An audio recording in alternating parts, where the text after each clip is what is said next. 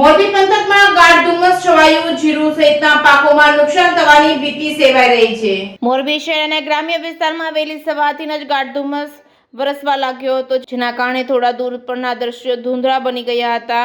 સામે કયું વાહન આવે છે તે પણ ખબર પડતી ન હતી। આ ધુમ્મસથી ખેડૂતોએ વાવેલા જીરું જેવા પાકને નુકસાન થાય તેવું ખેડૂત વર્ગ જણાવી રહ્યા છે। આ બાબતે વાત કરીએ તો મોરબી પંથકમાં ઠંડીનું પ્રમાણ ઘટી ગયું છે, તો બીજી બાજુ 2 દિવસથી ગાઢ ધુમ્મસ નીચે ધરતી પર ઉતરી આવે છે।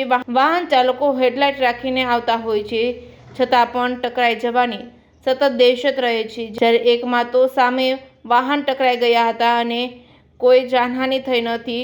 મધ્યરાત્રિથી આકાશમાં ધુમ્મસ છવાયું હતું, પહેલી સવારે પણ ધુમ્મસ છવાયું હતું। સૂર્યનારાયણના દર્શન પણ આ ધુમ્મસમાં ધૂંધળા વાતાવરણમાં થયા હતા। વહેલી સવારે નોકરી તથા ધંધે જવા નીકળેલા સંખ્યાબંધ લોકોને પોતાના ધંધાના સ્થળે પહોંચવામાં મોડું થયું હતું, હાલાકી પડી રહી હતી। જ્યારે મોરબી પંથકમાં અનેક ખેડૂતોએ જીરુંનું વાવેતર કર્યું છે, પરંતુ જો આ ધુમ્મસ સતત આવ્યા કરે તો જીરાના પાકને નિષ્ફળ જાય તેવું ખેડૂત વર્ગ ચિંતિત સ્વરે જણાવી રહ્યા છે।